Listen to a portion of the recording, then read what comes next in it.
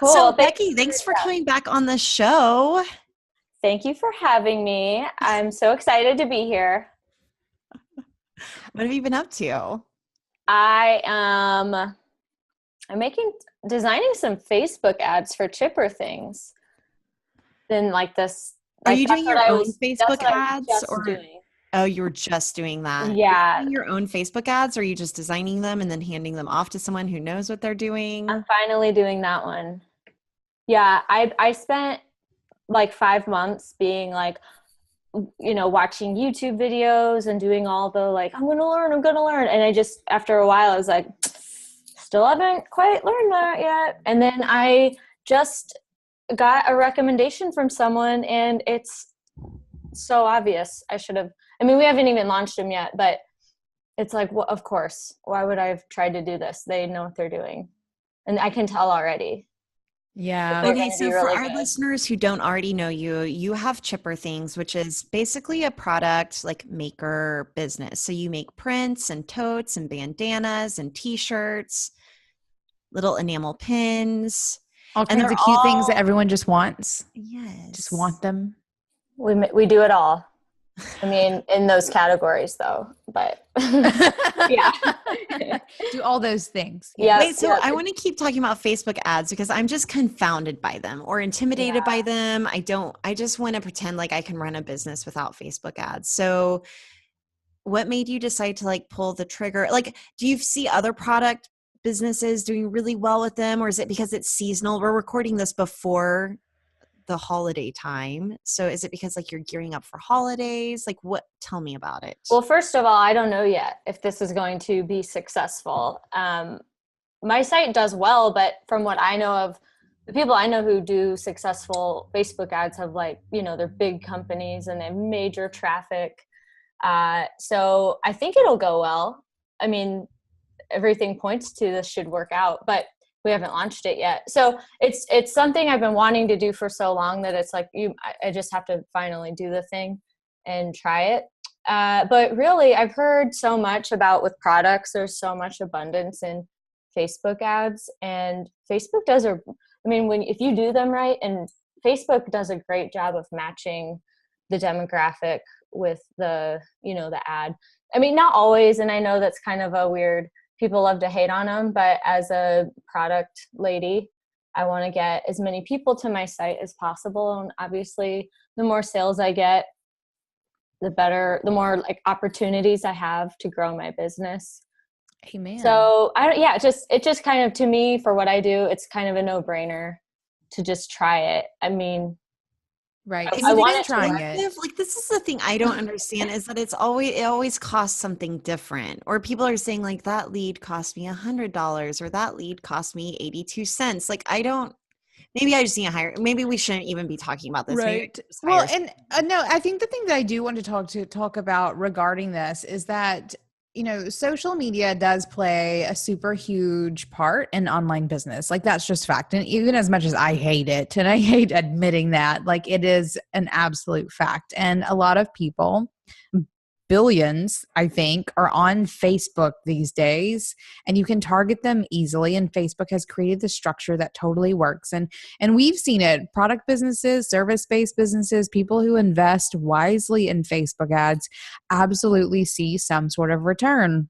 But like you, Becky, I'm all about DIYing some shit and like figuring it out on my own and seeing how this works. And I've come to the same conclusion as you that I don't know what the fuck I'm doing. Like I Yeah. just don't get it. And as much as I try and as much as I hate it because I'm usually so good at picking things like this up, I do feel like for most people Facebook ads are the kind of thing that you just need to hire someone who really knows what they're doing to do it for you.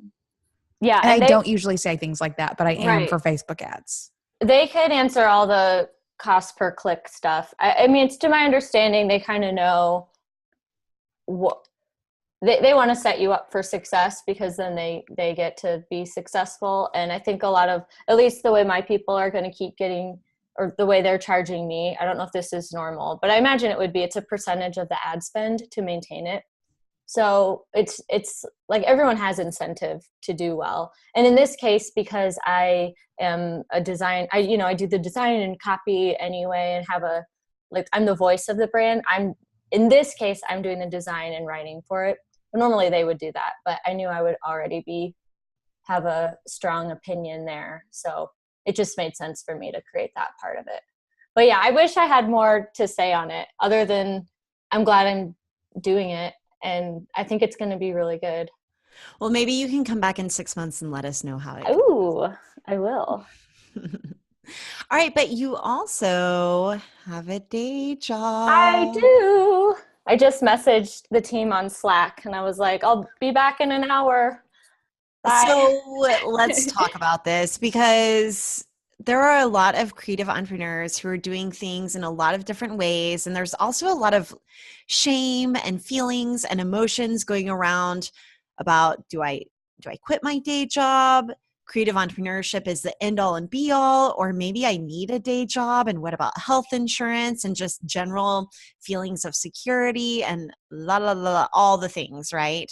So your path as an entrepreneur has been that you worked for somebody, then you quit and were freelancing and launched Chipper Things.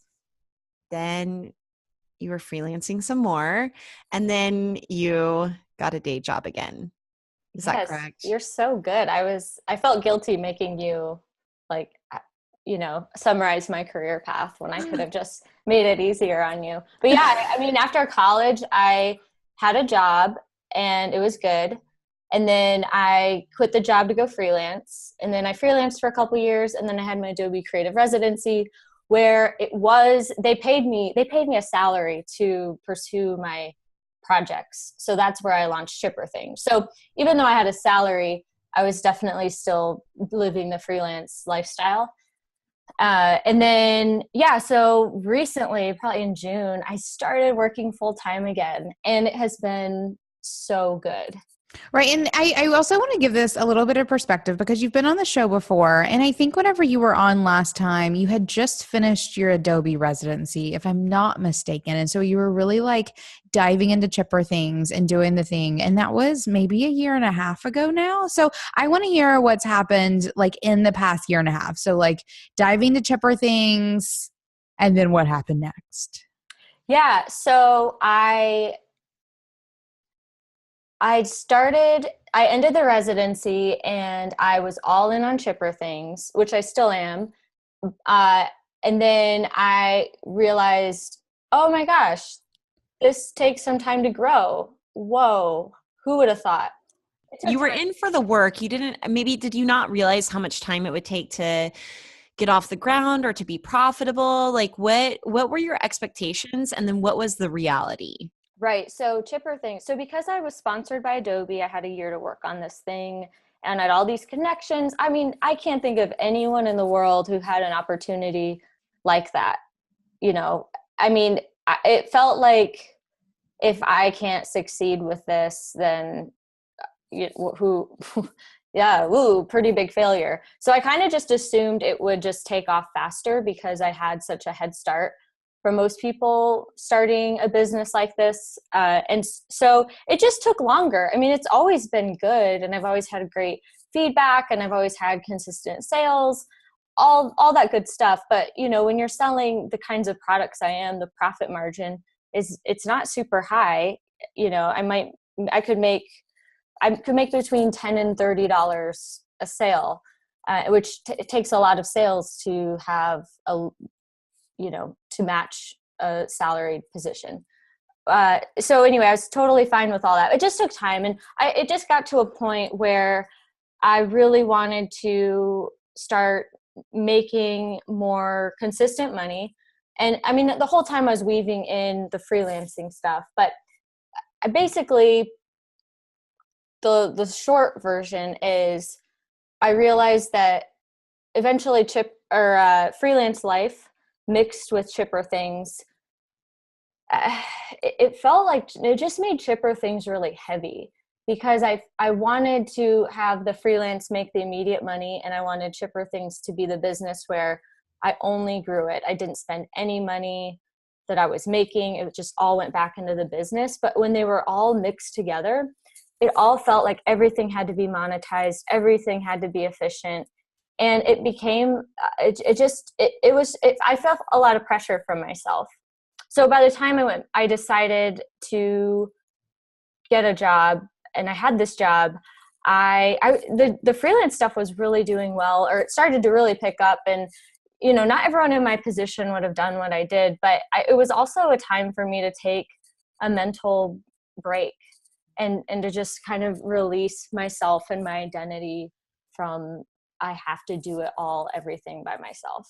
And that version is way simplified, like way, way, way more simplified than, of course, how it played out. It was like a year of going back and forth and being like, this all feels heavy and hard and pressure, and this is what I'm supposed to be good at, but it's not quite matching, like it's stressful, all that stuff went into it. But this is where I ended up, and I just feel like so light and so free. Okay, I want to talk about a few things here. Let's unpack this. Mm-hmm. So one, the Adobe fellowship that you had was a significant amount of money and also a lot of pressure. So like one of the things I always think a lot about is, and I think that creative entrepreneurs fantasize about, is getting this like piece of rocket fuel that will just propel them into instant success. So whether that's getting on Oprah or getting like an amazing sponsorship. But the thing is, and I don't know if you've learned this as well, is that there's only that rocket fuel can only take you so far, right? So for anyone who's fantasizing about some sort of silver bullet or some sort of given answer or formula, it's still a lot of work, even with all the help in the world. And also, I just want to like send you some love, because that's a lot of pressure to put on yourself. Like, oh, well, if this doesn't make it, then I'm really an extra failure because I've got this huge resource. Like, that's just not fair for yourself. You're not a failure, Becky. Oh, thank you. I don't feel like I am a failure. I mean, it's all kind of unfolded in slow motion. And it feels like everything, I've done my best with it the whole way through, and I've done a great job. It's just that it takes time. And the way I want to build it is different from how someone else would. Someone else would want to build it in such a way where they don't mind grinding it out and scraping for every last penny, or I mean, that's kind of dramatic, but this is just the way that I chose to move forward. But yeah, those thoughts definitely crossed my mind of like, what do why can't you get it right? Why did it work for this person? But that's just how life is. I would rather lean into or become the kind of person who can pivot with those sorts of,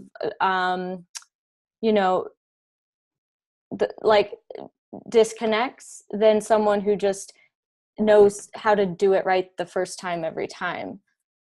So, yeah. And also Adobe, I do want to give them credit because I can't believe they never made me feel pressure. I mean, they could have, because they really invested a lot in me. But I think we all do see it as a success. It's just the navigating afterwards wasn't quite as like clear of a path.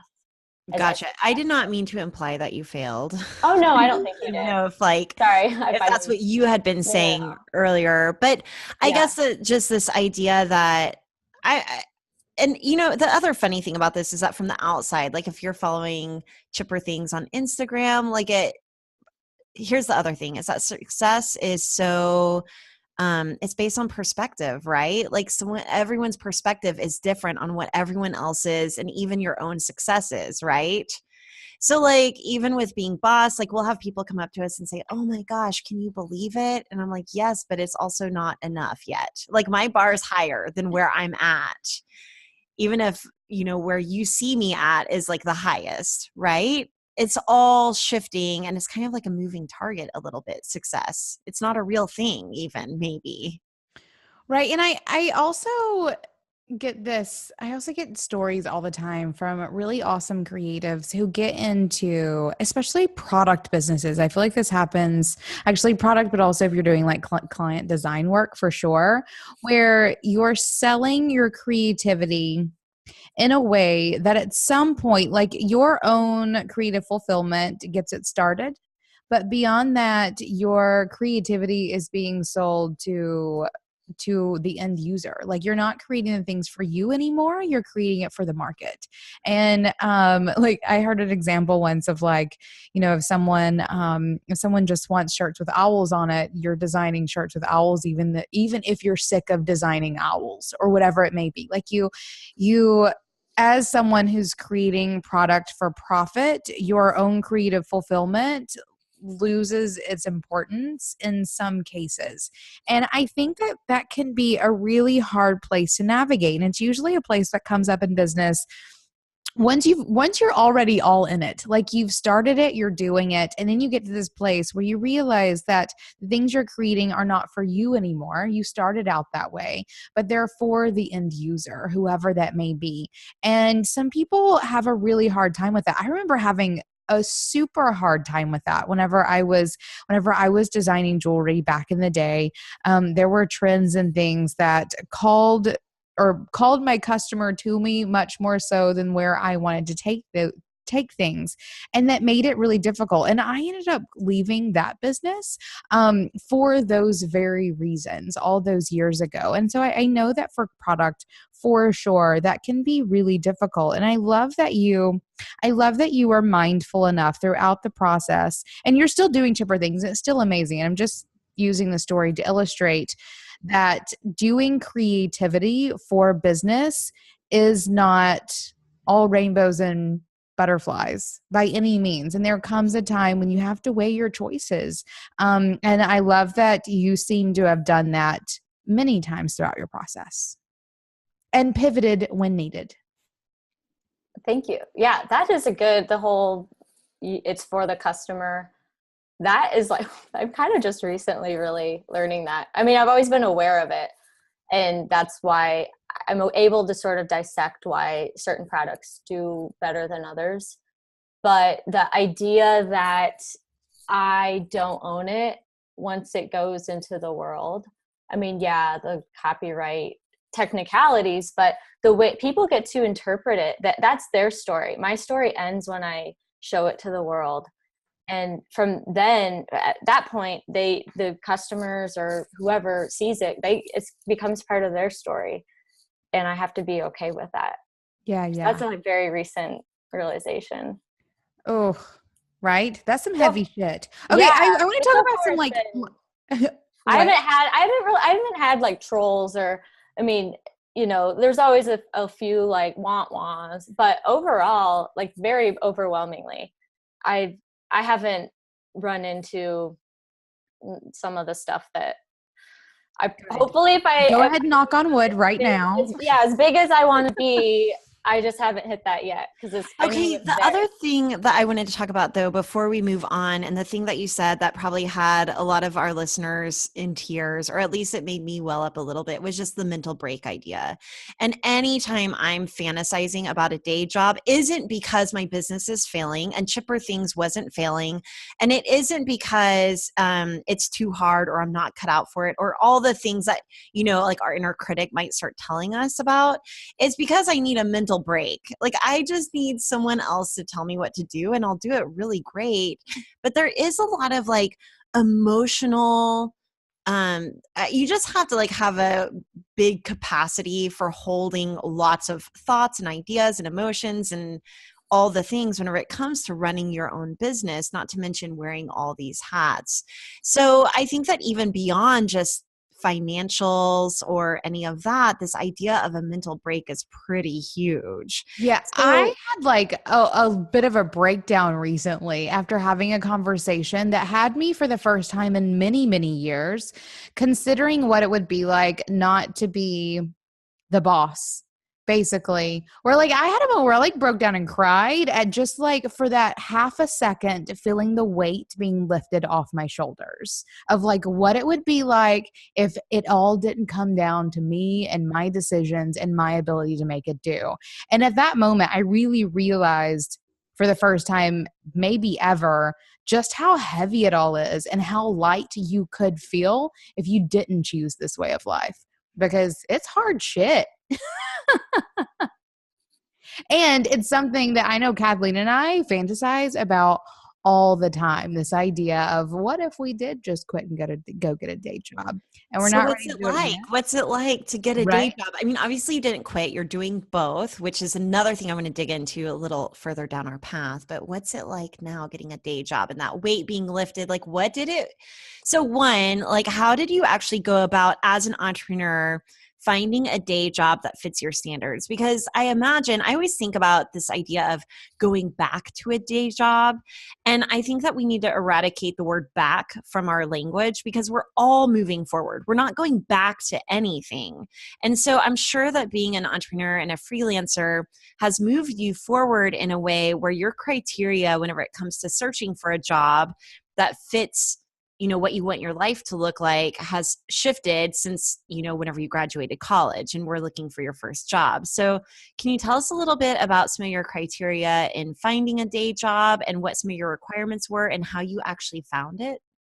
Yes. To the first part of that question, as I said before, it's been really, really good. And one of the reasons is because everything else, I mean, I still even do some freelance projects, but now I just get to be so much more selective and charge more. I had the biggest freelance project of my life after I got this job.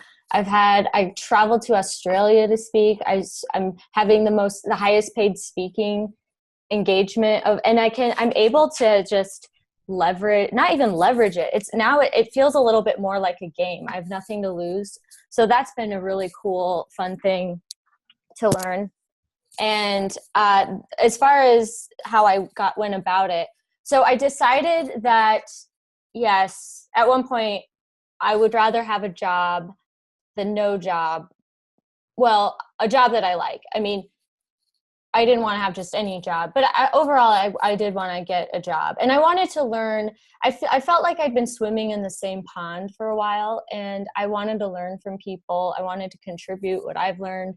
And I felt like, again, with how hard the whole struggle of like, what do I do? It was so apparent that like, it would just be good for my soul to actively like break down this is your identity bit. So really, I just told friends and I reached out to people that I wanted, just to kind of put it out there. I looked for remote jobs. I looked for jobs in Nashville. We had just moved to Nashville. So I just did a lot of asking around, and I was actually interviewing at this one place, and my friend Henry owns the company I'm working for. It's called Embassy. It's a marketing firm in Austin. So he didn't even know I was working on a freelance project for them or something. And I mentioned this other job interview, and I think that's what alerted him. Like, he didn't even know I was looking for a job. And so just him knowing I wanted a job, and then later he offered me a job. So it sounds simpler than it was, because it was months of like, emailing people, emailing Refinery 29 and Brit & Co. and, companies I just blindly like emailed to see, is there anything open for someone like me? It was also actually really hard. I forget about this because after working for myself for so long, I felt like, well, I don't feel like the title of graphic designer or illustrator is even sufficient. I feel like I'm a brainstormer and I can make content and all these other things that without not trying to sound like, anyway, I just know that I have ideally more to offer than just design skills. So that was an interesting thing too. Like, how do I pitch myself? What does the perfect job look like? But thankfully, part of why this has gone so well is because I really do think I found the perfect place. I mean, they support Chipper Things so much. We're working on a little project I'll tell you about later. And they know, they like want to see Chipper Things succeed. And I'm an art director, so I get to do all kinds of design and brainstorm and collaborate. That's a long answer. It's did I cover cool it? though, how really positioning yourself for the dream day job is a lot like positioning yourself for a dream customer and really articulating what you do and for whom, and even just showing up and saying it, right? Like, I think we all Yes. take for granted this idea that You have to put yourself out there to get hired, whether it's by a client or a day job, and really being able to say what you do. And during that time, I was talking to you as well, Becky, about through some of this stuff. And it's funny because even now, as you say, like, I'm more than just a designer or illustrator. Like, I can brainstorm. Whenever you were going through all that, I was like, well, yeah, you brainstorm. That was one of the things that I probably took for granted about you. But I was like, I want to know hard skills.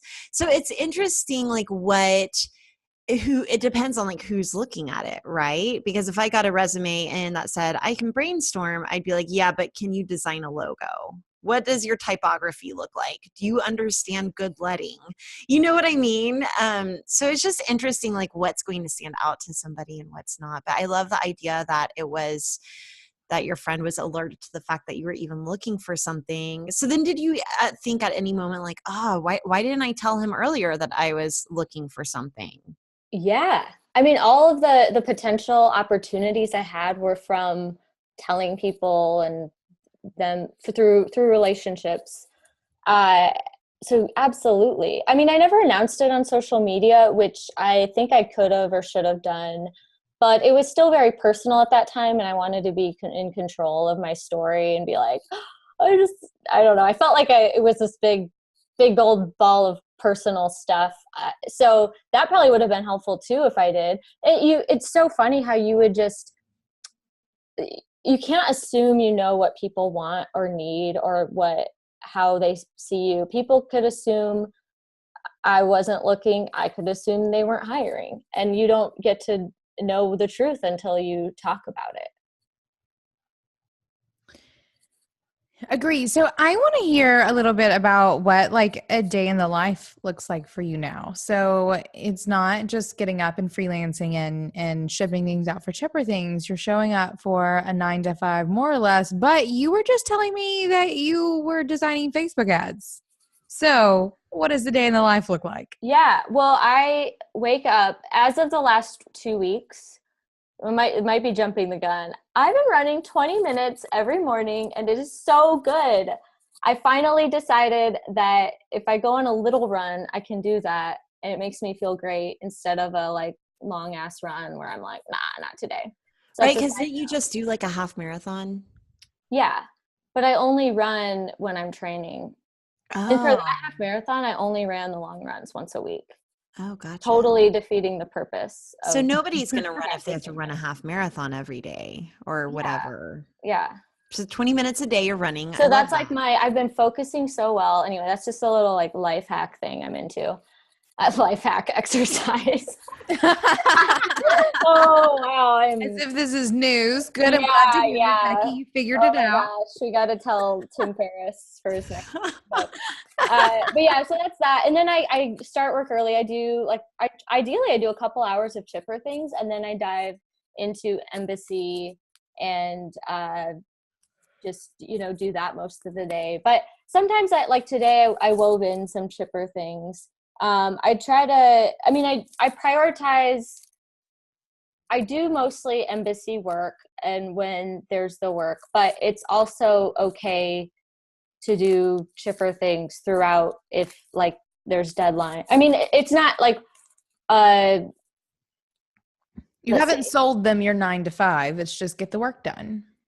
Yeah. It's like, yeah, but I guess what I'm trying to say. Are you obligated to working like a certain amount of hours, or is it project based, or how does it work? It's really just get your work done. But I want to honor, obviously, the work that I'm doing for them and to give them my first because that's my employment.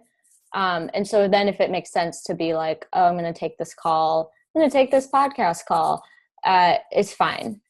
Just do your work. And ideally, I'm doing great work and going the extra mile so I can feel okay about doing this.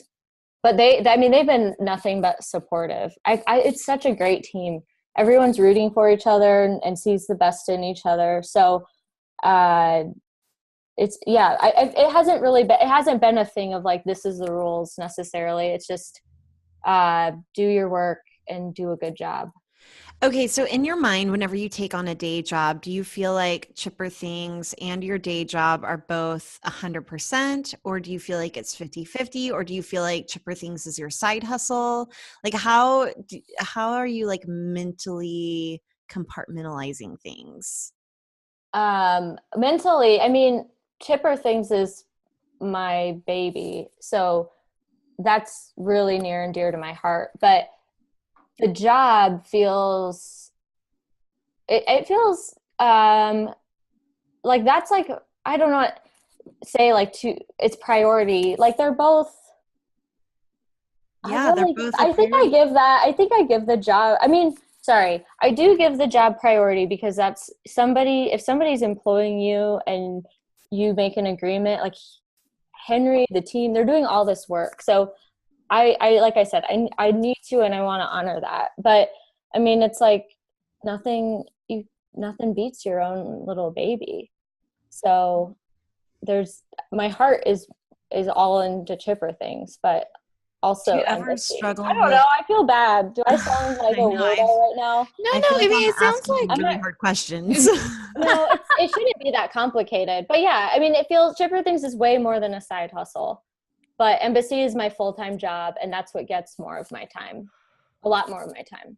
well, and it sounds like you have some pretty good structure around, if you're coming in the morning and working on Chipper Things first thing, and then you're diving into your embassy work and then spending the rest of your evening doing Chipper Things or whatever it may be. It sounds like whenever you have built a structure around when you're working on what, it's not so much an issue of what takes priority right now, because you know what takes priority right now because you've built these containers around them. And I think that's like a time management hack of like time blocking, basically, of knowing when it is that you need to be doing the things. So there's never a conflict between the two. And I think that sounds like what you're saying, where you've created these containers that allows you to not ever have to choose one over the other. It's just what time is it now and what time is it going to be later? Right. I wish you answered that question because that was like, and that's exactly what it is. Love it. Love it. But do you struggle with time at all, or is it no big deal? Like, With, do you ever feel spread thin since taking on a day job? I mean, yes, I feel spread thin, but I don't feel very different in terms of time, very different from when I was freelancing, because I spent the exact same, I probably spent more time freelancing, and now I just have consistent pay. So, Right.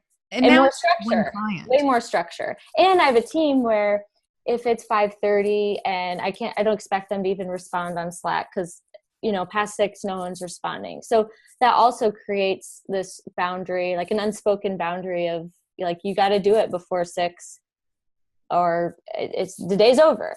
And and I have Greg is really good with those kinds of like work boundaries too. He has an office job. So Which is Greg is your husband. oh yes.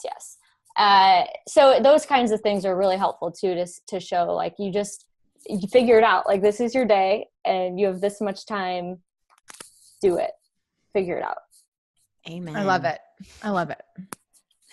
Okay, so I have a question then about financially. Do you ever feel like, oh, well, I actually could be missing out on making more money? Or do you feel like the security is a good trade-off? Or do you feel like you're actually making more money? Like how's that all shaken out so far? I would probably make I would say I probably make more or comparable right now with this than what I was consistently doing. But of course, with a full-time job, you break down your hourly rate and you're like, oh my gosh, like this is crazy. I made like way more than this when I freelanced. But it was like, well, did you bill, do you build 8 hours a day? Of course not. So yeah, the money, it's easy. And then, like I said, I can still do the freelance or the other stuff that if I want to make more money or I want to like spend the time on it. Of course, now the time thing is a major trade-off, but it doesn't feel, yeah. And even if I probably like, maybe I could make more freelancing, but, or I could just depend, like it's so worth it to me right now though. It doesn't matter. whether it's more or less, it's not extreme enough that it would change the fact that I feel like the tax you might pay as an employee is so worth it for the security and the consistency of it. Yeah, and like probably you have to wear less hats as far as marketing or finding the clients and all the things. Do you feel like you have more or less meetings now that you have the day job? I have less meetings, and it's nice because the team is there. Everyone's very mindful of each other's time. So I've never really, I mean, we have a fair amount of meetings, not a ton, but maybe just like a couple or a few a week, but it's all, you know, I always need to be there, and I'm happy to be. And I'm challenged with the work, but the fact that it's not my own thing, there's naturally like a less pressure, or there's, you know, a little lightness to it. Yeah. Sometimes I wonder, like, could I bring that kind of lightness whenever I fantasize about a day job, like even becoming a creative director at an agency, which is funny because I own my own agency. Like, why can't I just be the creative director at my own agency, which I am? But there's something about thinking about someone else owning it where there is that relief from ownership, like just not taking it so personal. So then sometimes I think, well, why can't I just take my own job less personal? Like this job that I've created for myself, because it's really no different. Like at the end of the day, I would be doing the exact same things that I'm doing now, just with like a less of that kind of emotional weight or burden. So that's my challenge to myself. Yeah. When it comes to this sort of thing. It's just hard to break that. Do you think that maybe if you were to ever, like, how, this might be tricky to answer because your boss might be listening, but do you feel like there's like a expiration date? Because I've also thought this too, like if I were to ever go get a day job, I think I would give myself like a 1 or 2 year limit, you know, almost like some people do with quitting their day job. They say, okay, if I can't make it after a year or 2 years, I'll go back to a day job. You know, have you ever thought about that? Like, okay, I'm going to try this for X amount of years and then see. I really don't have a timeline for it, sincerely.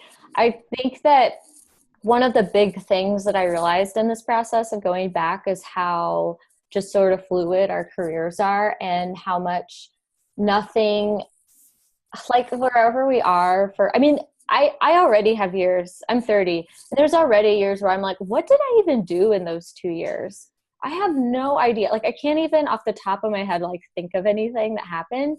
And obviously the older we get, the more we have of that. So I'm definitely less concerned about the like quick making every year, day, minute, just a big bang, you know, but like, yeah, I don't know that I was going to get to a point, but like, I don't really have a limit. I feel like it's okay for me right now, I'm not in a hurry to get out or to like, you know, to serve my time and then go back. I don't know what's next. It's kind of nice. It feels like a break, but I mean, it's not to say the job isn't hard and challenging. Just, you know what I mean? Just from the, like having everything be on my shoulders. For sure. Has having a day job affected how you run Chipper things at all? Like, have you changed your goals and your milestones, or are you just like continuing business as usual? Probably from the outside, business as usual, but I think I would have thought at this point it would look different. Like I would have an employee by now, and I would have all these systems, and I would really learn to work smarter, not harder, because I have to, because I have a job. But all that stuff just still takes time to figure out. So I'm way more efficient, and I have just kind of the way I think about it now, and the way it's structured, and like how I'm prioritizing feels a lot more mature than it did. And I don't know if that's just a result of like, you know, being older and a little more experienced with Chipper things, or if that's a result of kind of having more headspace with the job. But it doesn't look too different, but it feels so much more in alignment and focused and intentional than it did even 6 months ago. Like, I'm curious, in what ways do you feel like you're able to explore concepts a little bit deeper or spend more time just using your talent of illustrating and designing and coming up with concepts and being clever? Like, in what ways do you feel like it's matured, and in what ways have your priorities shifted? Well, having, I don't even know if this is a major thing, but I've been thinking about it. So not having that my bank account just be chip, like making money for chipper things, and that's just growing that gives me a little bit more freedom. Like even doing these Facebook ads, I feel like now I have these projects that I want to knock down, and I'm building more of a foundation. It's like, okay, when you get that right, you can move on to the next thing. So there's all kinds of areas like just reconfiguring how I'm doing wholesale and kind of not stepping back from wholesale entirely, but stepping back from the idea that like everything I sell needs to be available wholesale, and just different ways to make money. And yeah, just I guess like having I see it more now as everything I want to do. It's less like jumbled. It has like these little pockets of projects, and I'm just like hit one at a time, one at a time, one at a time. When you get this right, then you get to move on. And yeah, I think it's just a lot of it's just an organizational focus. Right. It also just sounds like I've been trailing off. no, you're good. Because it sounds like you simply like I don't mean to use the word frantic as if you were frantic, but like I even think about like how we do things or how I've always done things. Like you get an idea and you implement it immediately because this is your livelihood. You got to make shit do. Whereas you're in a place now where that like anxiety and pressure is gone in a way that you can address things in your business with less of that frantic energy. And this is making me feel dreamy as fuck at the moment. Kathleen, I promise I'm not quitting. But it does sound like a really dreamy way to do business, especially when business isn't jumping off as quickly as you would like. But I do also want to say, like, I also feel for people who do see entrepreneurship as like the end game. I feel like this could also be super dangerous. This idea of like going back to a day job and getting comfortable and what that could do. I love though that what you're finding out of this experience is that you're actually able to address your business in a more mature manner, as opposed to anything negative. It sounds like your path is positive thus far. Another thing that I was thinking about as you're speaking to this is with the bank account and even the separation there. I imagine having $10,000 in, or let's say $5,000. I have $5,000 in my bank account and I can pay my bills or I can buy Facebook ads. If that's my sole source of income, I'm going to be paying my bills first, right? I'm not going to be able to invest that back into Facebook ads. Whereas it sounds like now, $5,000, instead of feeling like a very little amount of money, it might feel like a ton of money that you can invest back into this one silo or this one project that you're wanting to figure out, whether that's like a new way to ship your products or Facebook ads or whatever it is. It just almost seems like you're able to stretch your money a little bit more and use it a little more wisely because there's kind of more of it, even though it's kind of all evening out in the wash financially. It seems like you're able to invest without fear. Historically, I've had sort of a scarcity mindset. Of course, no one has that intentionally, but just trying to be very careful with every little bit and DIY it all. But even today, I had this thing, I needed to send someone a bio, and I have a bio, but it's kind of for a different direction. And I emailed a friend who's a copywriter, and I was like, what's your rate to look at this? And I never would have done that recently because I write and the bio looks good, but just to think like, this is what the money's there for, is to have the best version of the most important things. So yeah, I wouldn't say I'm like I have it all figured out, but I'm much closer or further along than I was when I had like so many more balls to juggle. So This is maybe a weird question, but I'm thinking in terms of people who maybe haven't gone into a day job again, but people who are in a day job now, who are working on their side hustle to get it off the ground. What is my question? My question is around, I don't even know if this is a question. I'm just going to riff on this for a second. I feel like your experience here is the experience that we want people to have before they quit their day job the first time. So you have like Chipper Things is your side hustle, or maybe not, but it is in this context, it's your side hustle. You have your day job and you are in a good mindset to really grow your hustle, your creative business really smartly. And so for all the people who are in a day job who think they need to take the leap really quickly, I think you are a perfect example of how you can really, really utilize your day job as a secure place to focus on growing your business as smartly as possible. So again, I guess less of a question and more of just an observation that I feel like the way you're doing it is the right way of doing it. I like it. Thank you. At least for you. At least. Yeah, totally. I mean, and we all have exactly not everyone would do what I'm doing in my position, but it's what I'm doing, and I'm going all in with it. I think that what was I gonna say? I have so much, and I'm sure you do too after being bosses. I have so much gratitude for my boss and what he's built, to the fact that he's built a thing where he can pay people consistently and provide like security and a livelihood for people.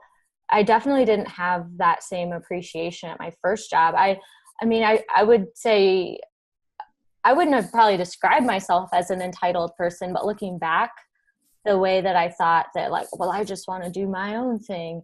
And I don't like that I have an hour long lunch or whatever. Like, I was grateful for that job, but I like compared to how I see it now, I'm like, gosh, that is so cool that somebody can build something from nothing and employ people. I mean, I just feel like there should be so much more gratitude than resentment or discontentment. You know, if we don't like something, then make a better version of it. But if we have the opportunity to make our better version while someone else is paying us, that is the dream. Like to take that for granted is crazy to me. Right. I just had a really great imagining of like forcing everyone to be an entrepreneur for a year, of like really using your skills to make money on your own, period, and how that would totally transform the workforce. Like for sure, to keep everyone from taking all of those things from granted. I love that a ton. And also just realizing that everyone's an entrepreneur because, you know, your boss doesn't have it all figured out. That's the thing that I have this appreciation now for my old CEO at my advertising agency, just because he's in the exact position that I'm in now. And I totally took it for granted, but I think in an appropriate way, like the way that a kid takes their parents for granted until you start seeing, you know, other not so great examples of parenting. And you're like, whoa, my parents are awesome. It's just like, you don't know what you don't know. Right. And so I think that that's a lot of it, is just not knowing what you don't know. Okay. So I have a question about like, what kind of practical advice would you give to someone who is thinking about exploring a day job option? And before you answer that though, I just want to say thank you for like being so open and talking about this. I know it's kind of a weird, like sticky topic, and there's lots of different feelings around it, and that it's not always clear cut. And I think that's the entire point, is that we live in a world where people might have a hybrid, like where there's a day job and a hustle and a family and a, you know, another passion project. And then on top of that, a club that they're a part of. And then another opportunity comes out of that. And I just think that we have so much opportunity now that sometimes it's hard to really silo ourselves into this one identity or this one label. And I think that so many people attach their identity to being a creative entrepreneur, that entrepreneur part of it, that whenever they think about getting a day job for whatever reason, whether it's financially or emotionally or whatever, they can really go through a bit of a crisis. And so for you to share your story about this, I think is going to be helpful for so many people to navigate those decisions themselves. And so my question is, beyond the thank you, is what kind of advice would you give to someone who is thinking about exploring their options whenever it comes to getting a day job, whether that's mindset or just even practical, like resume updates? What would you tell someone to do? Thank you for your thank you. It has been a pleasure. I mean, it's a thing. It is a weird thing. And it's kind of the reverse trajectory of what we're often told success looks like. It's like, oh, you become an expert and then you get to do your own thing and make more money, your own time, be your own boss and all that. And it's just, I kind of wish that I had heard more stories of like, this is good. You're still a success. You're still on your path. And the paths are usually, they're not like a one-way street. So this has been fun to share. I really appreciate you having me. But my advice would be, I mean, I guess if they're already thinking about it, that's where I think that's a great start. Just picturing, if you're so sort of resilient, you know, the idea is feels so distant, like I couldn't do that. I mean, just picturing, what if, you know, what would it look like? Just what if?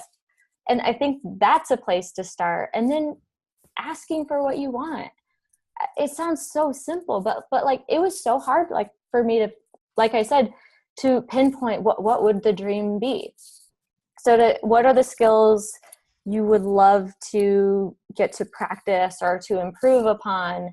What are you good at? And then just telling people that and telling them what you want. Reach out to the dream companies, look at places if you want to work remote. I mean, nothing that new, but I would say the thing that helped me, gave me the most freedom was when I opened up and just started talking about it, and just with friends about how I was feeling, and then also for opportunities. I love it. Thank you so much. That's fantastic. I'm so excited that you've done this, because I have talked to so many creatives lately who are thinking about going to get a day job. And again, there can be some like heavy feelings around it, but one, you look fantastic. You look super happy and you're all glowy because the sun is shining down on you in a beautiful way. But also just, you look super pleased with how it is that you're able to express yourself like creatively and still do all your things. So I love that you've been able to come and share this unusual journey for what we usually share here on Being Boss, but one that I think is no less boss for it. Thank you. This has been a delight. All right, wait. So one more question. We always ask everyone what makes them feel most boss right now, but I want to like really tailor this question to what makes you feel boss in the context of working for someone else, because I think that employees can be bosses too. Well, I remember, I want to answer the question first that you didn't ask, because last time we did an interview, I think I remember y'all wore lipstick and I didn't. Or maybe, I don't know, there's a lipstick situation that I remember, and I just knew I want to wear lipstick. And I feel really boss wearing lipstick. Right? Your lipstick is fabulous. It is so fun. Yeah. So that's the first one. And then just being, I think it's when having an idea and just saying it, like suggesting it, being like, is there, we cool with this, doing it, executing it, like making other people's lives easier, and in such a way that's something that I like, it's my thing I'm bringing to the table, like that's what I'm here to do. It feels good to do a good job and to contribute. I love it. If only every employee was like you, Becky. Well, I'm not. Don't give me too much credit. I did just make Facebook ads. Remember that. Oh man, I'm so glad you came and chatted with us. Thank you so much. And I'm sure I want to chat with you in 6 months about those Facebook ads, if you don't mind. And where can our listeners find more about Chipper Things? chippathings.com and at Chipper Things on the Insta, mostly Instagram, but the places you find one. I know. I feel like could all podcasts stop asking this question because everyone knows how to Google. Yeah, but it's nice because it's like you're not making me be like, oh, and you get my Chipper Things. Okay. It's like, oh wait, yeah. So you guys, Chipper Things is amazing. I love your style. It's quirky and fun, and in a heavy world, it brings a little bit of brightness to our day. Amen. Thank you so much to our team and sponsors who make Being Boss possible. Our sound engineer and web developer, Corey Winter, our editorial director and content manager, Caitlin Brame, our community manager and social media director, Sharon Lukey, and our bean counter, David Austin, with support from Braid Creative and Indie Shopography. Do the work, be boss, and we'll see you next week.